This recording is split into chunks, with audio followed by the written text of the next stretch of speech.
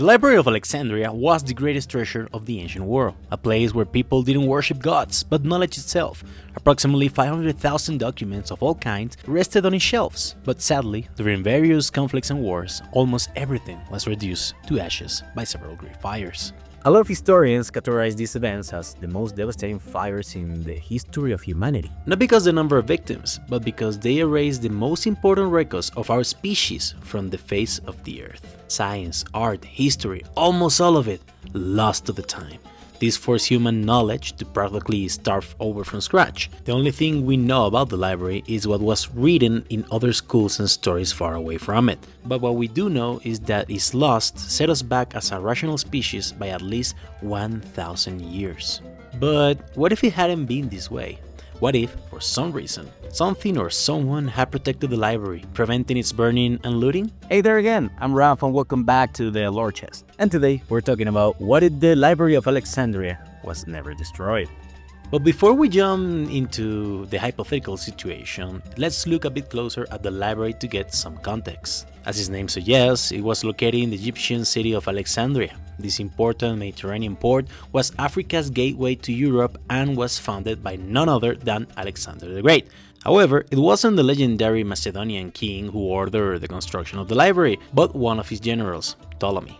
Ptolemy was one of the peoples who, in our real history, voted to split the empire after Alexander's death, only to keep Egypt and crown himself as pharaoh. Besides having a huge ego and a thirst of power, he was also passionate about knowledge and saw it as a treasure food for the soul. Ptolemy wanted to create not just a place to store information, but a place to discuss, learn, and create. And he did exactly that.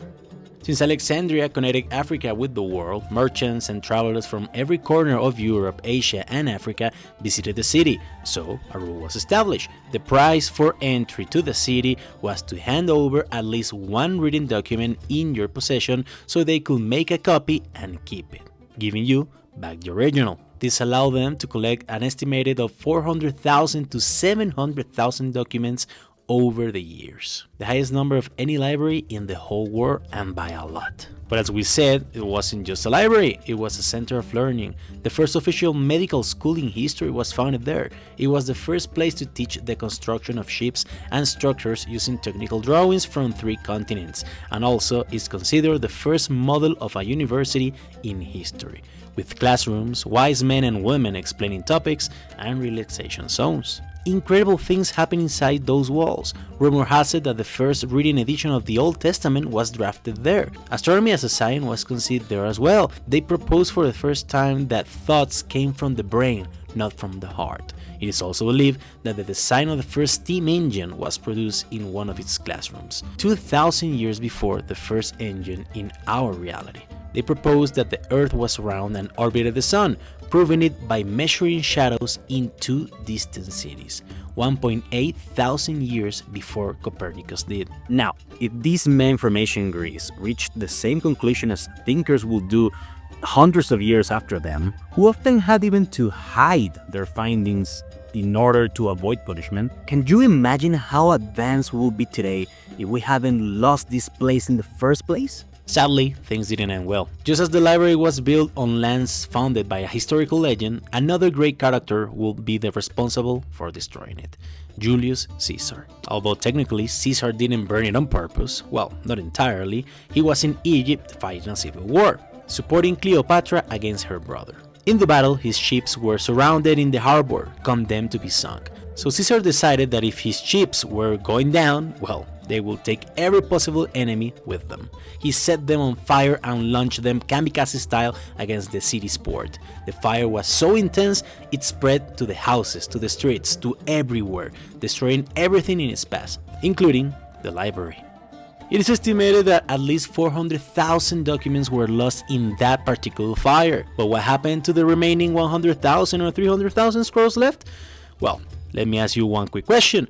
What did Christianity, Judaism, and Islam have in common hundreds of years ago?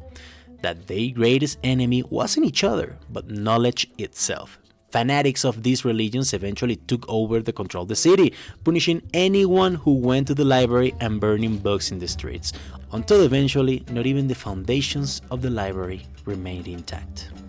Knowledge was always a great enemy of religion. Even if the Romans didn't destroy a large part of it in 48 BC, eventually religious fanatics will have burned everything down. So, for this information to be saved, a small but very important historical twist must happen. None of the three Abrahamic religions must become a factor of power in the world, at least not in that part of the world. Instead, they will be substituted by a powerful belief, not in a god, but in a person. A person who sought power, knowledge, unity, and immortality. Alexander the Great.